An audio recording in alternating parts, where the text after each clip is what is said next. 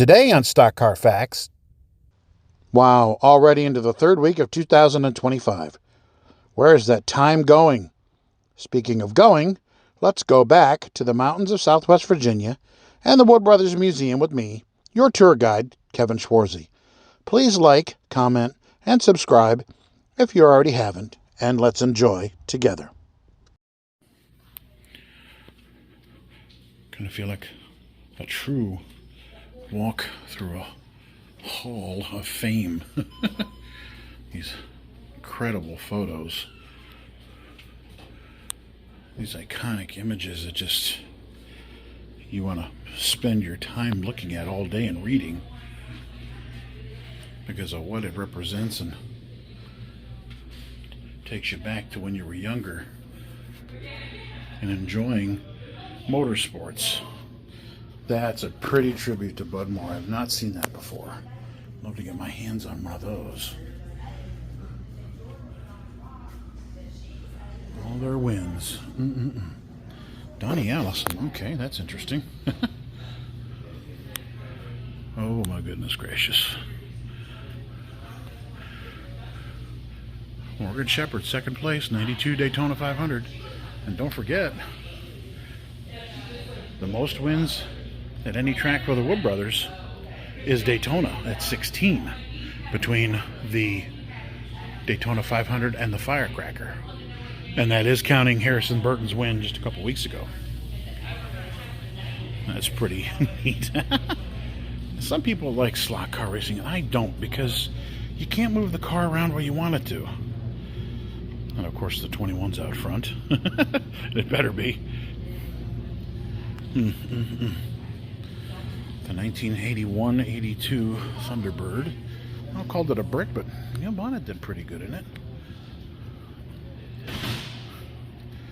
Now that was should have been a pairing made in heaven. Bill Elliott and the Wood Brothers.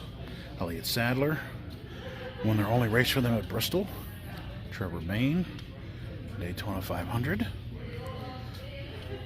John Wood and that legacy car. I don't remember this car. I saw the die-cast for it. Let's see where he ran this car. 2 poles, 2 second place.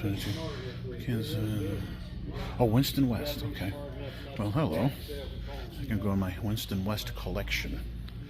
Matt DiBenedetto. He almost won in that car at Bristol. Another car driven by John Wood. NASCAR late model stock. 16, which is after his grandfather, Glen. Kevin Wood. Oh, interesting. Leonard Wood parking. Don't you dare park there. That should be a fine, almost like a handicapped spot. I would assume they still work on cars back here somewhere. They still work on some stuff, it looks like here. A few engines back there. I'm sorry, I don't know who is what and what is where. Windsors and Clevelands, and I don't know. We throw you to the wolves. Yeah. When you run the Xfinity car, you get out of that style of car and you get in this pep car, which changed when we got him, and they went to this new design with the independent rear suspension and everything. He's not used to that. And then another thing that's wrong too, and this applies to all the drivers. They're asking them because in the interest of saving money, they don't want to practice it. So they drive simulation. You go in that car, you get 1 minute of practice. You don't have time to really change anything. And then you qualify, and it's inbound to race start. You're not getting enough time really to make it. That was a good reason for, I guess, why some guys have trouble adapting to this car the young man was talking about. There isn't a lot of practice, but it is fair for everybody, though. I mean, they all have the same opportunities to go out and practice. They all have the same, like driver Smithy Smith. He gets 10 minutes. Well, so does everybody else. So you just have to, what Clint Eastwood would say in Heartbreak Ridge, you improvise, you adapt, you overcome. 1966 Wood Brothers pit crew. I've not seen that before. That is pretty neat. My goodness gracious. Saving some of these bigger pieces is really neat. I get a chance to see some of the rear ends of these cars. Look at that. Stock trunk lid. Used to have the keyhole in it. And this was the vent tube. This was the... You would take off the cap. Now, they don't have a chain here, which is surprising. Now, she told me not to touch, but you take that cap off. Like, if you watch some of the Wood Brothers old pit stops, as they're running to the other side of the car, the tire carrier will take that cap off and run to the other side of the car. And usually the chain hangs. There's a couple guys that got called back to the pits because the chain was hanging. They didn't put it back on. But here you can see the chain. It's back the way they used to do it before they had the dry brake system. Oh, that's a pretty car. What, 1960 Galaxy. It's beautiful. Just beautiful. Bringing back memories to my grandfather's garage. He used to have a big gray one. Big air compressor. And he took up quite a lot of space in the garage. And you'd hear it fire up. You could hear it fire up in the house. That's not good. 2022 Daytona 500 wreck. Harrison Burton, the first ever driver to flip a next-gen car upside down. And pardon my sarcasm, but boy, it sure is a good thing they made that car flip-proof. These cars won't flip over again, and these wheels won't come off. Well, that's a good thing.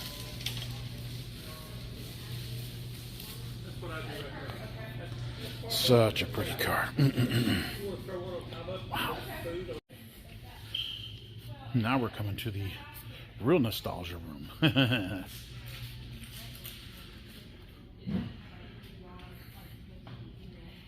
You know, and they talk about unsung heroes. Glen Wood and Leonard Wood certainly are unsung heroes. I mean, what they've accomplished out here in the middle of nowhere. And don't forget, now, everybody knows that I'm a Richard Petty fan, okay? But Richard Petty did 200 races driving for one team. How many drivers did they have in their cars? 20 drivers won races in their cars. 20 drivers. That's, I mean, think all the personalities you got to deal with. Think of all the, there's that car I was talking about, by the way, where they're basically sitting in the back seat. And my goodness. I don't know whose car this is. It sure is nice. 1931 AA Ford dump truck. Gifted to them by James Finch. Well, that's pretty neat. Ha ha ha. Well, he was a little early on that 100. Okay. So here's the 68. And I've got that car, I believe, in a convertible. And I'd never heard of that gentleman before, and I forget his name. But there it is right there. So I was wondering, when I bought that die-cast, is this just a... I don't like fantasy cars, you know. Just, you know, there's enough cars out there that are not fantasy cars that I would love to, you know, have. But there's the White House visit. September 13, 1978. Kind of like Linda Petty's collections. She has certain things she collected. It's kind of neat to include, you know, other family collections in here. Now that's neat. Cradle rocked all 5 of the Wood brothers and their sister Crystal, as well as a generation before them and several generations after. Wow. Pretty neat. That's kind of a neat heirloom to keep. and to show off. Leonard on his truck, a wheel around 1948. Sure doesn't look like him without the the glasses. That had to be pretty hot on your legs. I can't imagine.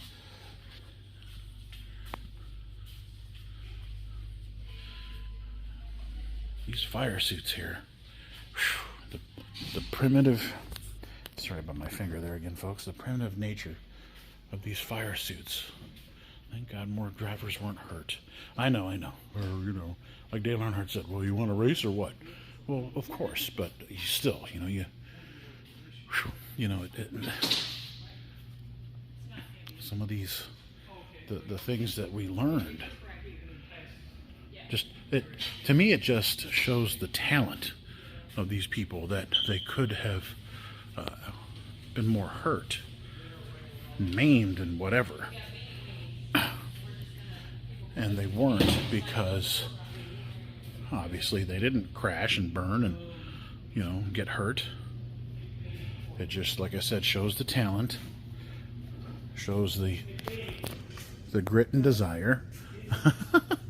The sweepstakes car from Motor City. Never seen anybody hold the spring rubber in their teeth. Well, I've seen the lug nuts, but not the spring rubber. It's my dad's birthday, Monday. Oh, well, his birthday's Sunday, but we're celebrating on Monday. And your dad's Leonard? Yes. Yes.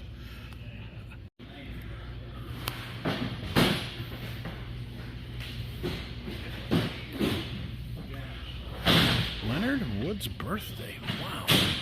Great timing there. That would be neat if he came in. Now, this is pretty neat timing, because Leonard Wood's birthday is today. That would be neat if he popped in while I was here. That's a pretty cool deal. There's Len.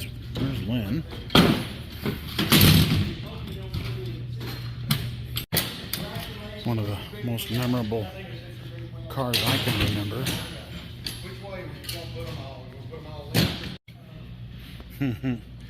It's kind of neat that they have a petty display here, because, you know, instead of like quote unquote fierce rivalries, you know, the respect is there.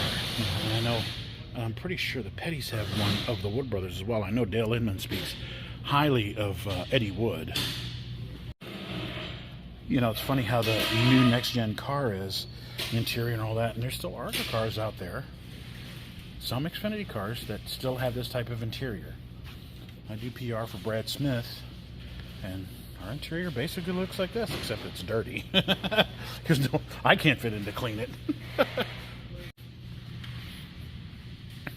That red they use, I heard Chris Economaki once say, candy apple red and refrigerator white, number 21 of David Pearson. He said that in, I believe, late 70s, 1978, from Charlotte, I think. And I always remembered that. Candy apple red. It's such a pretty color for a car. And like I say, the white and the red go so well together. I mean, it's not exactly the same anymore, but it's close.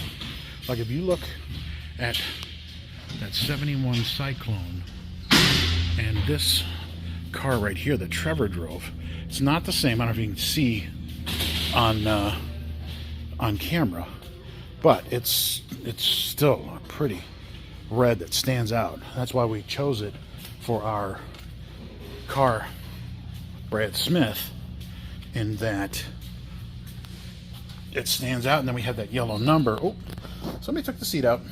Yeah, like I said, we still have our interior that kind of looks like this, and we still run the Ford body style. Ford body style that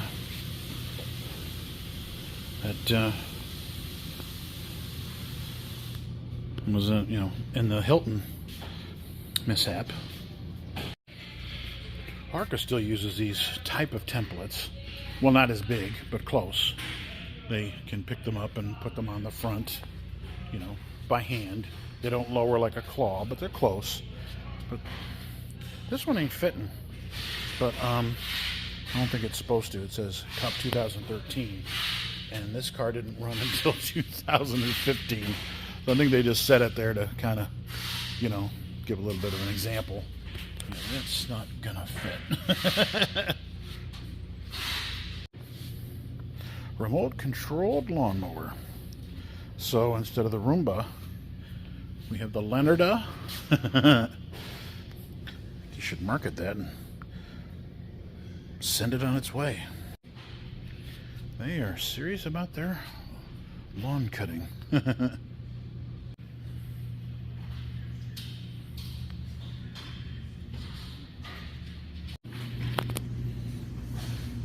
You can tell somebody definitely loves their slot car racing. You know, workbench for it.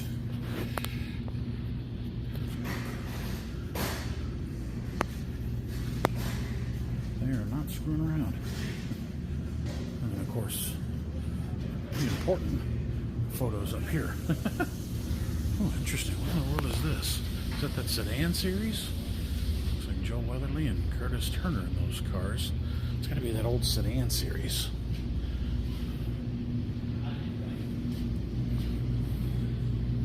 Got some banking here. It's kind of neat.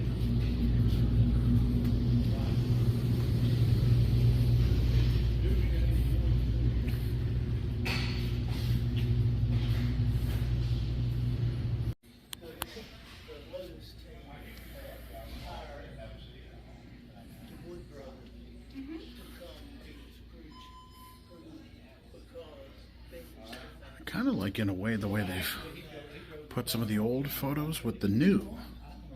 Kind of get a good contrast of, you know, how long these guys have been around, and girls. I don't have the die-cast, but I do have the Polar Lights car that they put together, and this is from, oh boy, way back. Built that car a long, long time ago. 7 decades of winners. Pole positions and race winners. Oh, wow, okay. Interesting. Guess this was Ford Motor Company at the time.